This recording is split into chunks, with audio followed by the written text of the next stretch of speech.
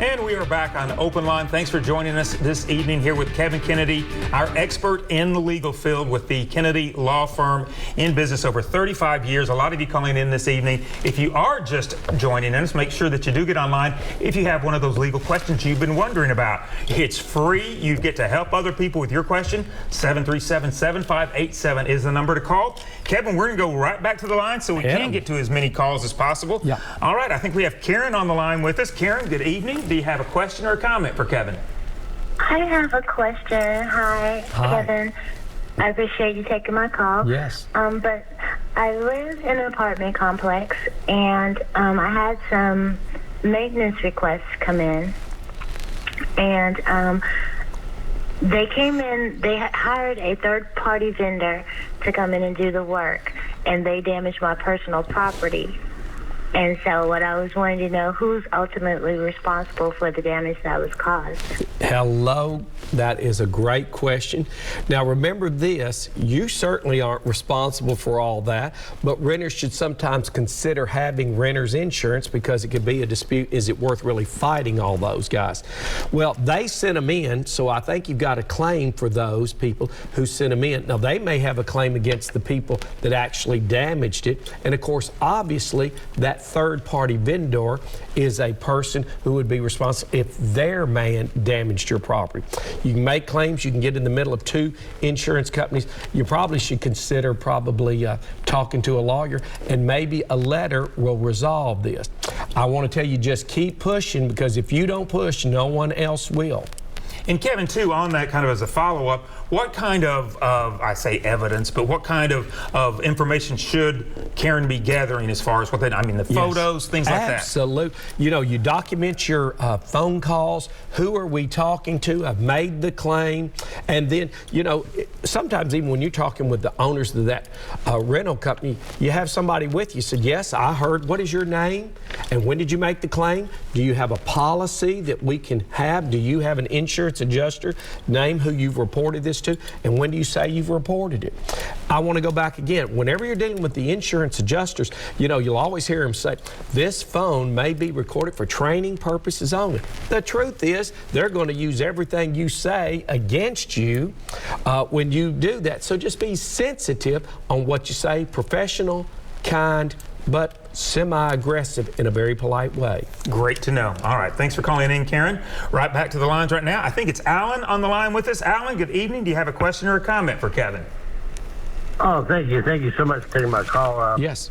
Yes, I'm calling about a situation that happened with my mom and my stepdad. They bought a house back, it's been 30, 40 years ago, but my mom passed away before my stepdad did, about 5 years ago. And then a couple years ago, he passed away.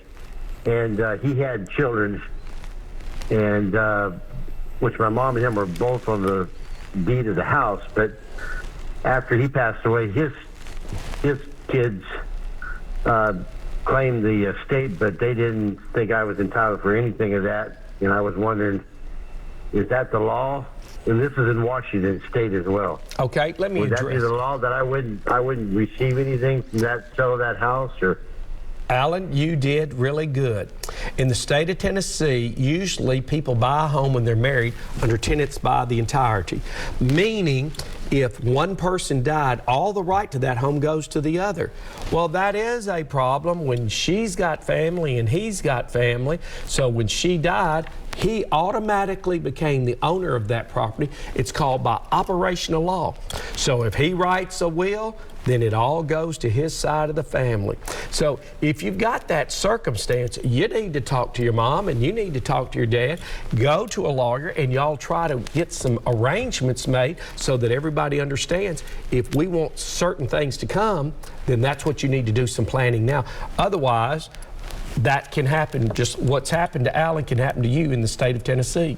Oh, that is tough. Now, Kevin, for example, if you had that situation and mom and stepdad, they do a will and mom says, but even if I go first and stepdad is left with, you know, whatever he's left with, I still want to make sure that my son receives this part. Is that, can you put that in the will? Can we do it? Yeah, you can do it in the deed. We can go write a new, this would be fair.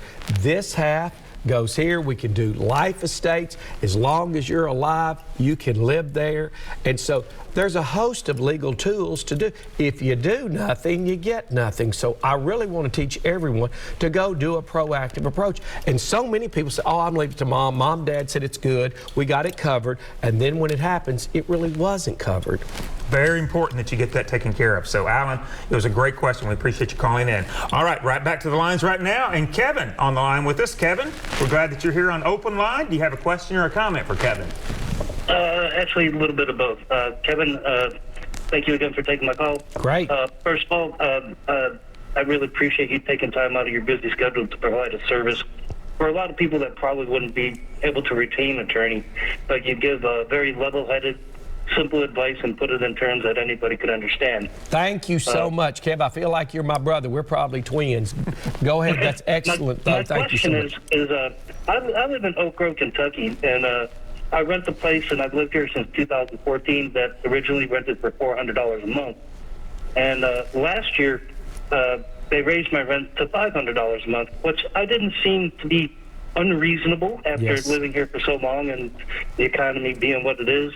But 2 weeks ago, I received a notice that they're raising my rent from $500 a month to $730 a month, effective April 1st.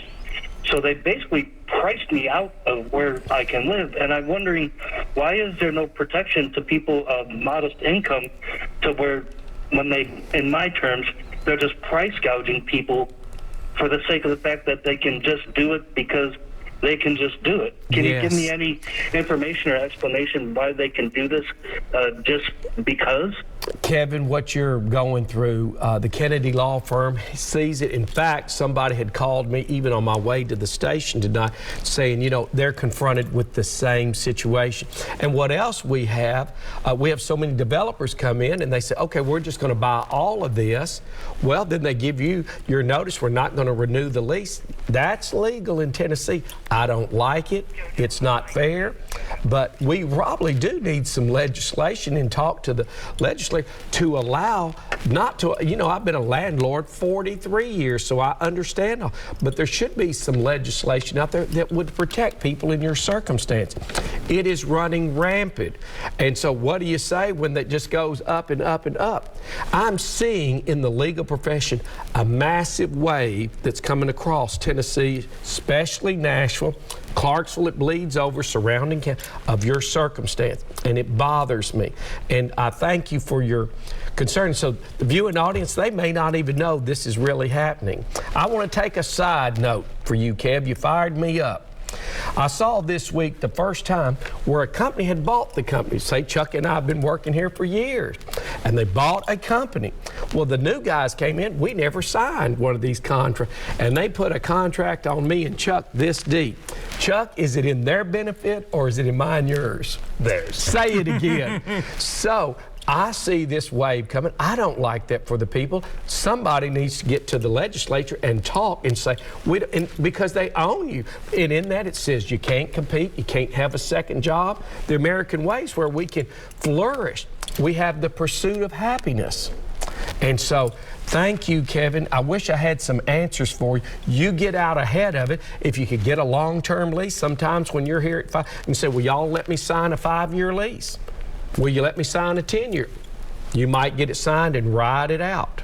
And you know, one thing you can do too is you can go to us.gov and find out who your legislatures are and then start contacting them. It really makes a difference. So sorry about that situation, Kevin, but we do appreciate your call. Thank you. There's thousands in your same circumstance, Kevin. Thank you for the call. All right, we're going back to the lines right now. Amy, we're glad that you're watching Open Line. Do you have a question or a comment for Kevin?